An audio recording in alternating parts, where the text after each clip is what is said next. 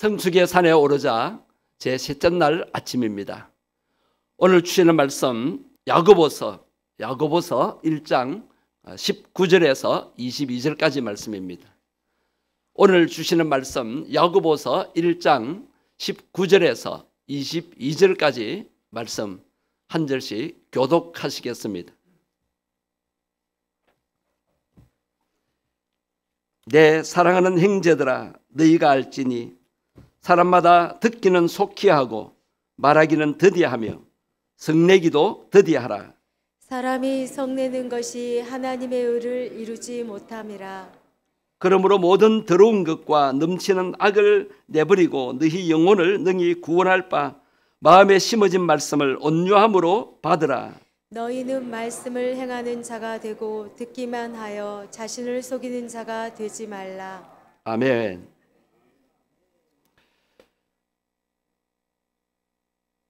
우리가 어떻게 해야 신앙생활에 성숙을 이룰 수 있겠습니까?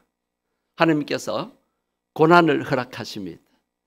여러 가지 시련을 허락하신다는 말씀을 우리가 1장 앞부분에서 나누었습니다. 그런데 그 시련을 만날 때마다 낙심하지 말고 기쁘게 여기라고 하셨습니다. 왜? 하나님의 섭리와 뜻이 있음을 우리가 믿기 때문입니다. 그리고 그 시련을 이겨낼 수 있는 하늘의 지혜를 구하라고 하셨습니다. 그래서 우리가 지혜를 구하는 기도를 새벽마다 드리는 것입니다. 그리고 내 욕심으로 구하지 말고 하나님이 위에서 내려주시는 하늘의 온갖 좋은 은혜, 선물들을 구하라고 하셨습니다. 자, 오늘 본문에서는 말씀을 잘 듣고 행하라고 권면합니다. 남의 말도 잘 듣고 하나님의 말씀도 잘 듣고 그 들은 것을 또 약속한 것을 잘 실천하라는 그런 말씀을 주시는데 우리가 하나님의 말씀을 잘 듣고 그것을 잘 행하도록 이 말씀을 가슴에 새기고 기도할 수 있어야 되겠습니다. 우리가 말에 대해서 감정 조절을 잘 해야 합니다. 오늘 보면 19절에 듣기는 속히 하고 말하기는 더디하라. 그리고 성내기도 더디하라 그랬습니다.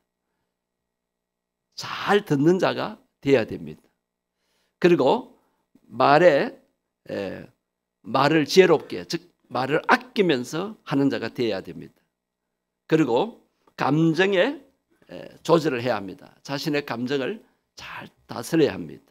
우리가 말하는 것도 감정이 섞여 있으면 제대로 전달이 안 됩니다. 또 다른 사람이 말할 때 감정을 내게 되면은 그 말씀을 바로 알아들을 수가 없습니다. 과거 hen인들의 조각상을 자세히 살펴보면 얼굴이나 체구에 비해서 귀가 현저히 큰 것을 알 수가 있습니다. 이것은 성숙한 사람일수록 경청에 익숙한 자임을 보여준다고 할 수 있습니다. 듣는 사람이 말하는 사람을 움직인다라는 격언이 있습니다. 경청의 리더십에서 강조하는 말입니다. 스티븐 코비는 성공하는 사람의 7가지 습관에서 이 경청의 중요성에 대해서 말을 합니다. 잘 듣는 거 참 중요합니다. 잘 듣기 위해서는 낮은 자리에서 들어야 합니다. 낮은 자리, 즉 이해하면서 들어야 합니다. 우리가 이해라는 말을 여러분 영어로 잘 이해하시죠? understand죠. 다른 사람의 말을 이해하기 위해서는 그 사람의 입장에서 내려서야 합니다. 그 사람보다 낮은 자리에서 들어야 그 경청을 잘할 수가 있습니다. 남을 아래로 보고 남을 깔보면 그 말을 제대로 이해할 수가 없는 것입니다. 자, 이해하면서 낮은 자리에서 말을 들을 때 공감하여서 경청할 수가 있는 것입니다.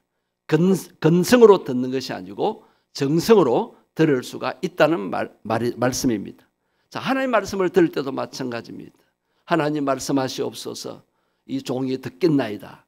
그런 겸손의 자세로 말씀을 들을 때 그 말씀이 그 말씀에 공감하게 되고 그 말씀을 가슴에 새길 수 있게 되는 것입니다. 낮은 자세로 남의 말을 들으면 화를 내지 않게 됩니다. 고자세로 들으니까 화가 나는 것입니다. 상대방을 이해하고 들으면 그 입장이 이해되고 공감이 되어서 화를 내지 않게 되고 부드럽게 말을 할 수가 있게 되지 않습니까? 일반적으로 화를 잘 내는 사람에게 몇 가지 특징이 있습니다. 왜 화를 잘 낼까요? 자기 주장이 강해서라고 할 수가 있습니다. 또한 마음의 상처가 많기 때문입니다. 또 한 가지는 미성숙하기 때문에 그렇습니다. 어린 아이는 화를 잘 내잖아요. 자기 뜻대로 안 되면 엄마에게도 아빠에게도 화를 잘 냅니다. 그리고 학생들도 자기 마음에 안 들면 선생님에게 대들고 화를 냅니다. 아직 미성숙하기 때문이죠. 작은 그릇이 빨리 식는다라는 그런 속담처럼 미성숙한 사람일수록 화를 잘 냅니다. 감정이 폭발됩니다. 그래서 감정 조절을 잘하는 것이 성숙한 자라는 것을 우리가 알고 있지 않습니까? 분노 장애, 분노 조절 장애, 자기 마음속에 일어나는 분노를 조절이 안 된다는 거예요. 그것을 병이라고 합니다. 우리는 이 병에 걸리기 전에 하나님 앞에서 기도해야 됩니다. 성령 하나님, 제 마음을 다스려 주시옵소서. 제 감정을 다스려 주시옵소서. 제 마음 저도 모르겠습니다. 제가 왜 화가 나는지 모르겠습니다. 왜 남의 말을 들을 때 화부터 납니까? 이 문제를 주님 앞에 내어놓고 기도해서 해결받을 수 있어야 되겠습니다. 그래야 우리가 진정 성숙한 사람이 될 수가 있는 것입니다. 오늘 보면 20절에 보면 사람이 성내는 것이 하나님의 의를 이루지 못한다고 했습니다. 성을 내면 하나님의 뜻을 이루지를 못해요. 우리 분노가 하나님 앞에서는 정당화될 수가 없다는 것입니다. 가인이 제사를 드렸는데 자기의 제사를 하나님이 받지 않으시니까 막 성을 내었습니다. 그 분노를 가라앉히지 못하고 자기 동생에게로 행했습니다. 왜 동생의 아벨의 제사는 받으십니까? 그러니까 비교하니까 자기 자신을 살피지 않고 동생에 대한 시기, 질투, 미움이 심해서 살인까지 행하게 되지 않습니까? 우리는 하나님 앞에서 성을 내면 안 됩니다. 어떤 사람은 말씀을 듣고 은혜 받는 것이 아니고 더 분노가 일어난다고 합니다. 하나님 내 행편 대보세요. 이렇게 순종할 수 있고 감사할 수 있는가? 우리 감정으로는 순종이 안 되죠. 우리 감정으로는 내 마음으로는 내 행편이 어려워 죽겠는데 감사하라고 하니까 말이 안 되죠. 그러나 하나님이 왜 감사하라고 하셨을까요? 왜 어려운 행편인데도 순종하라 하실까요? 하나님이 해결해 주시겠다는 것입니다. 순종이든 감사든 하나님께 맡기는 것입니다. 안 맡기니까 내 문제를 생각하니까 이해가 안 되고 화가 나는 것입니다. 하나님 앞에 맡기는 기도를 올려드릴 수 있게 되기를 바랍니다. 독수리는 까마귀와 싸우지 않는다는 말이 있습니다.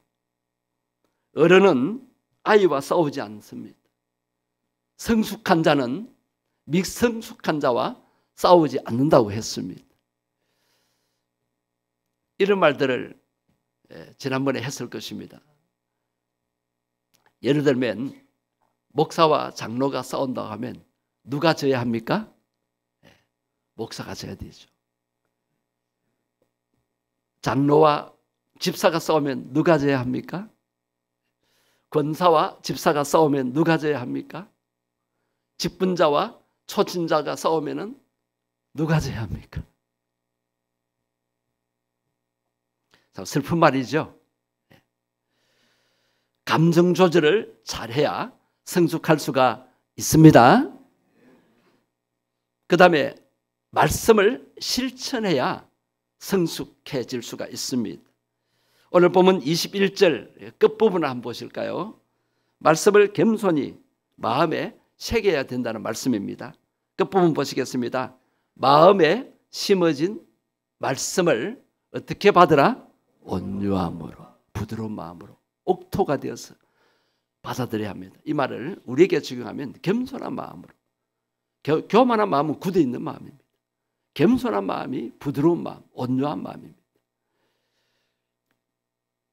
하나님 말씀 앞에서 막 교만한 자들 있잖아요.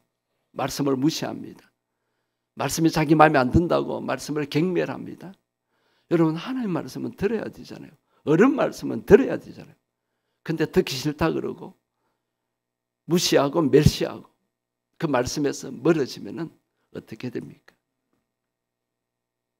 겸손한 마음으로 하나님 말씀을 우리 마음판에 새겨야 합니다. 말씀을 귀로 듣고 흘리면 안 됩니다. 소기에 괭일기가 되면 안 됩니다. 귀 있는 자는 들을지어다.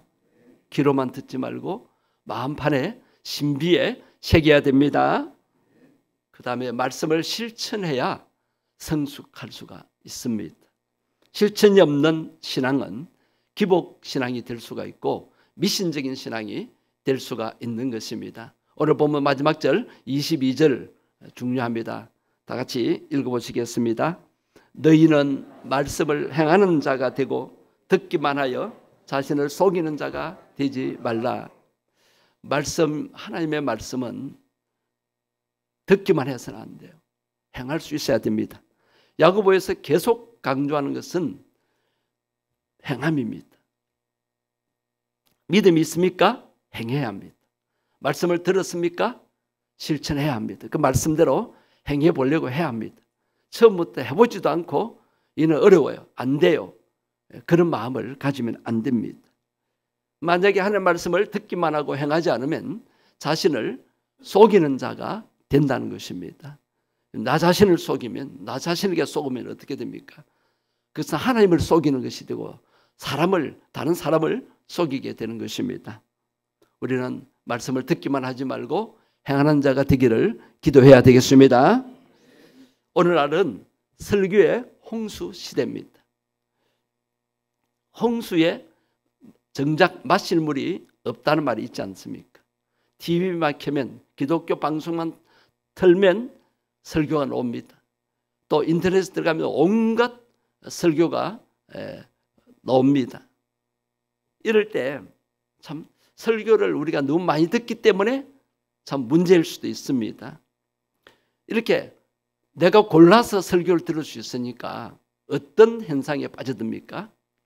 실천이 없는 설교 감상주의에 빠지게 됩니다. 이 설교는 저렇고 저 설교는 저렇고 저 설교는 내 마음에 안 들고 저 설교는 마음에 든다. 여러분, 하나님의 말씀은 그런 말씀이 아닙니다. 구약 성경을 보면은 너희들이 내 말에 불순종하면 벌을 받을 것이다, 진노를 당할 것이다, 그런 말씀 앞에서도 아멘, 아멘 했다고 했습니다. 우리는 내 마음에 드는 말씀만 아멘이 아니라 하나님의 말씀이기 때문에 아멘으로 받아들일 수 있어야 됩니다. 책망하는 말씀에 내가 공감을 해야 죄인입니다.